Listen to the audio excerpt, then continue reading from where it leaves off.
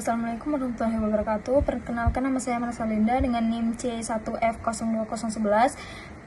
Baiklah, pada kesempatan ini saya akan memaparkan laporan pendamping sertifikat halal pada usaha goreng pisang panci yang beralamat di Mendalo Darat. Halal merupakan bentuk perlindungan negara dalam menjamin kehalalan produk yang beredar di masyarakat sesuai dengan Undang-Undang Nomor 33 Tahun 2014 tentang jaminan produk halal.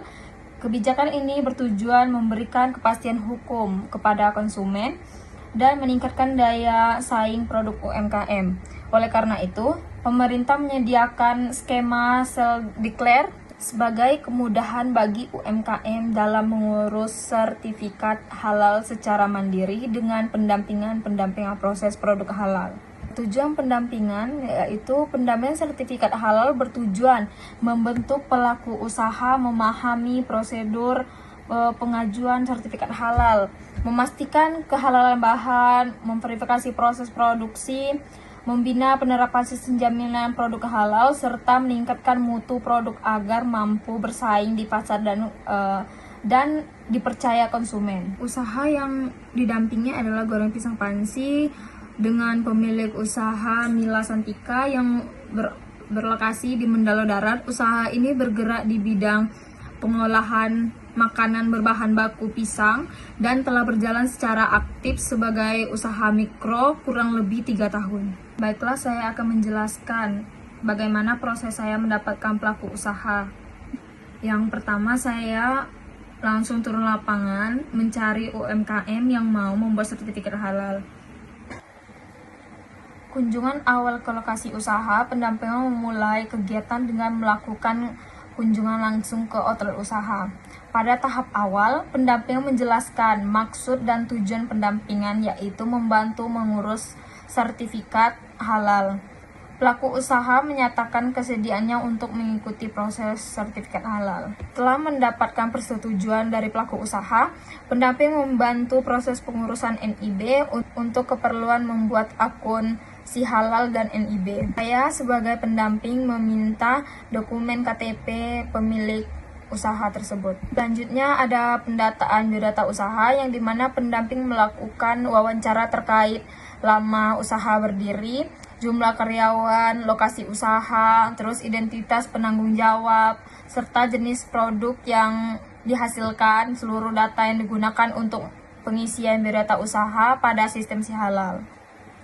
Selanjutnya ada pendataan bahan dan produk yang dimana saya sebagai pendamping menanyakan secara rinci seperti bahan baku, bahan tambahan, bahan penolong, dan bahan kemasan yang digunakan dalam proses produksi. Selain itu, seluruh produk yang dihasilkan oleh usaha didata dan dimasukkan ke dalam sistem. Selanjutnya ada pendataan proses produksi yang dimana saya sendiri sebagai pendamping mencatat alur proses produksi mulai dari persiapan bahan, pengolahan, hingga pemasaran. Proses ini penting untuk memastikan tidak adanya potensi kontaminasi bahan tidak halal. Terus ada proses penginputan data di si halal yang dimana pendamping menginput seluruh data meliputi biodata pelaku usaha, penanggung jawab, lokasi usaha, daftar bahan, daftar produk, serta proses produksi ke dalam aplikasi si halal. Selanjutnya ada verifikasi dan pengajuan yang dimana setelah data lengkap, pendamping melakukan verifikasi pada akun pendamping dan mengajukan permohonan sertifikat halal melalui sistem si halal.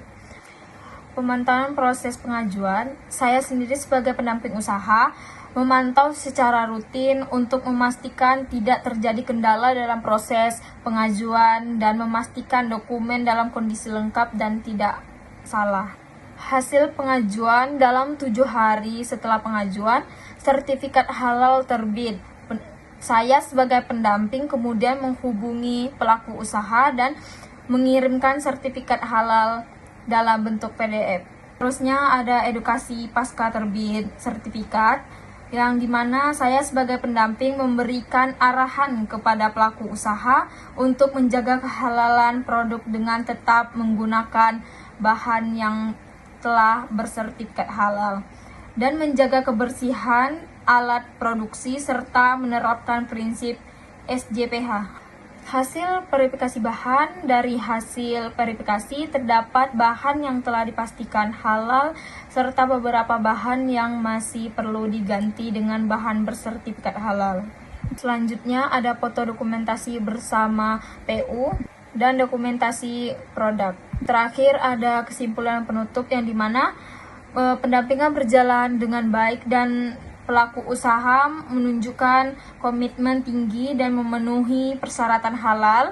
Usaha goreng pisang panci dinilai layak mengajukan sertifikat halal melalui skema Seldikler. Dengan terbitnya sertifikat halal, diharapkan usaha goreng pisang panci semakin dipercaya konsumen dan mampu meningkatkan daya saing usaha di pasar produk halal. Saya akhiri dengan wassalamualaikum warahmatullahi wabarakatuh.